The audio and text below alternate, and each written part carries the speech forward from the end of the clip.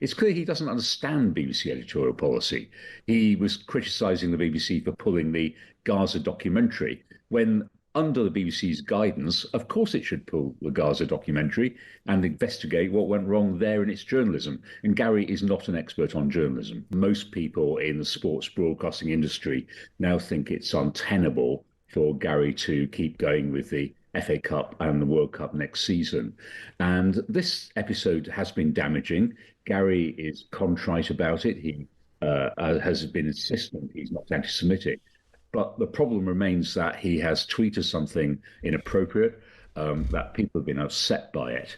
And this constant battle between Gary and the BBC about what can be published and what cannot is one that I don't think they want to see going through an FA Cup and especially the World Cup in America. Yeah, it kind of seems broken beyond all repair at this point. So the latest incident was Lineker posting a video about Zionism, but it included an image of a rat, and so really was playing on some themes of anti-Semitism.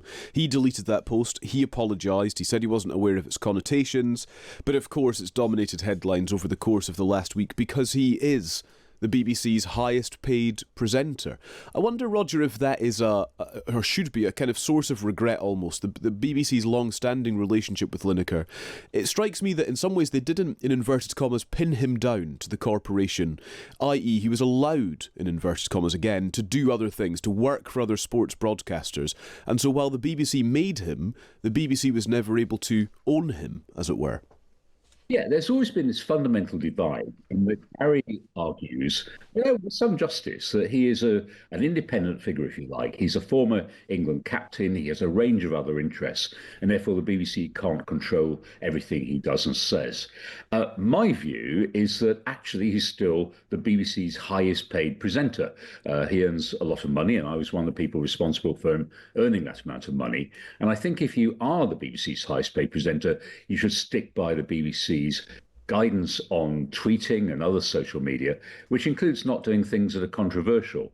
And there's no question that he has been campaigning on various issues, and he is the BBC's highest employer.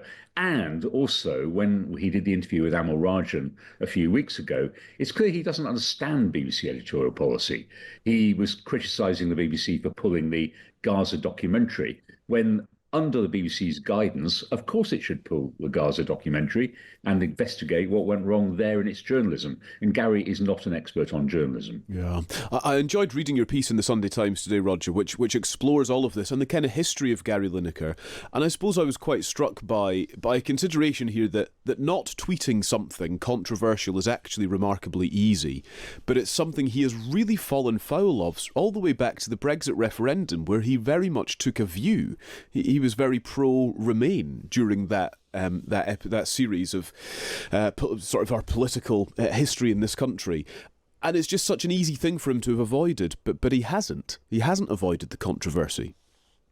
Yeah, look, I like Gary. I think he is a great guy. And actually, he has gone through two careers of immense fame as an England footballer and then as one of the nation's favourite broadcasters. And it was unexpected. I think those of us who worked with him, and I finished working with him in 2012, but those of us who worked with him did not know this passionate activist was lurking below the surface. And when it emerged, the BBC had a choice of saying, let Gary be Gary, which is what they said. Or what I'd have much preferred is them to say, look, you can't do the two things. You can't be our flagship sports broadcaster and also be tweeting in this way. And I think he'd have understood that. I think there could have been a solution in 2016, 2017, but they missed that. And it's been trench warfare.